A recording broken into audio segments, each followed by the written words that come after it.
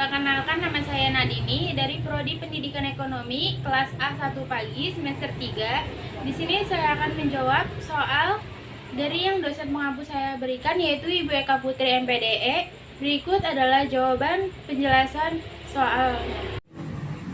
Baik, berikut adalah soalnya. Soal yang pertama, menurut saudara, bagaimana cara memilih strategi pembelajaran yang tepat?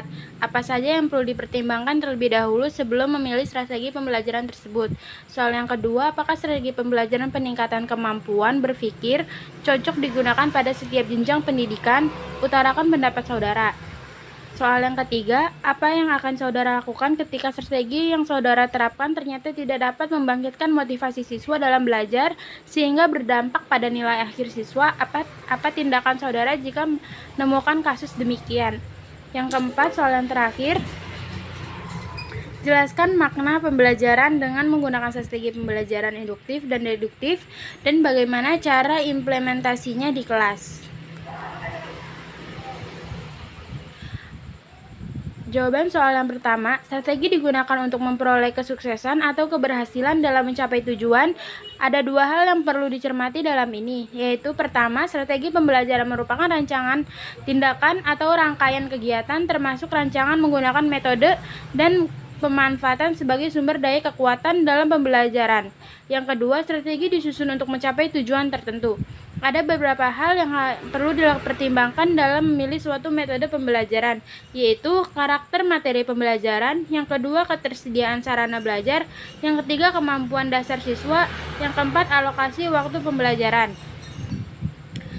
Berikut jawaban soal nomor 2. Menurut saya, tidak semua jenjang pendidikan mampu menggunakan tingkat pembelajaran berpikir.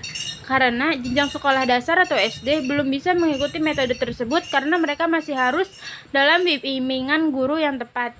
Karena strategi pembelajaran peningkatan kemampuan berpikir menghendaki siswa harus aktif dalam proses pembelajaran, tidak hanya sekedar mendengar dan mencatat apa yang diberikan oleh guru.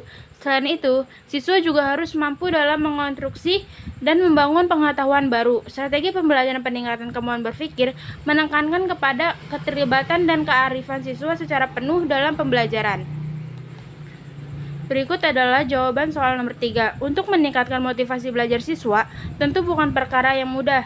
Namun, kita tetap harus mencoba dengan semangat dan selalu optimis.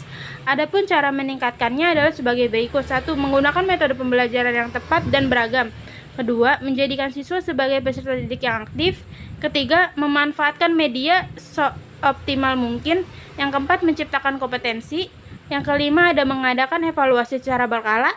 Yang keenam, disampaikan motivasi secara langsung. Yang ketujuh, ada dermawan akan pujian.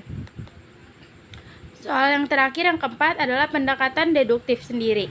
Dalam pembelajaran, adalah pendekatan yang bermula dengan menyajikan sejumlah keadaan khusus, kemudian dapat disimpulkan menjadi suatu fakta, prinsip, atau aturan. Disimpulkan bahwa pendekatan induktif adalah suatu proses bernalar yang bermula dari kasus menuju ke yang umum dengan memperhatikan unsur fakta setelah terjadinya pengamatan. Dengan kata lain, pendekatan induktif memberi kesempatan bahwa siswa untuk mengonstruksi sendiri pengetahuan melalui konsep-konsep yang khusus hingga umum. Model pembelajaran dengan menggunakan pendekatan induktif di kelas yaitu guru memilih konsep prinsip, aturan yang akan disajikan dengan pendekatan induktif, guru menyajikan contoh-contoh khusus, prinsip yang bersifat umum, lengkap dengan definisi dan contoh-contohnya. Guru menyajikan contoh-contoh khusus agar siswa dapat menghubungkan antara keadaan khusus dengan aturan umum yang didukung oleh media yang cocok. Yang terakhir, ada guru menyajikan bukti-bukti untuk mendukung atau menolak kesimpulan bahwa keadaan umum itu merupakan gambaran dari keadaan khusus. Di sini ada deduktif, yaitu cara berpikir yang bertolak dari pernyataan yang bersifat umum. Kemudian, menarik kesimpulan yang berpikir khusus. Metode deduktif ini diawali dari pembentukan teori, hipotesis, definisi, operasional, instruments, dan operasionalisasi. Dengan kata lain, untuk memahami suatu gejala terlebih dahulu harus memiliki konsep dan teori tentang gejala tersebut, dan selanjutnya dilakukan penelitian di lapangan. Dengan demikian, konteks pendekatan deduktif tersebut, konsep dari teori merupakan kata kunci untuk memahami suatu gejala.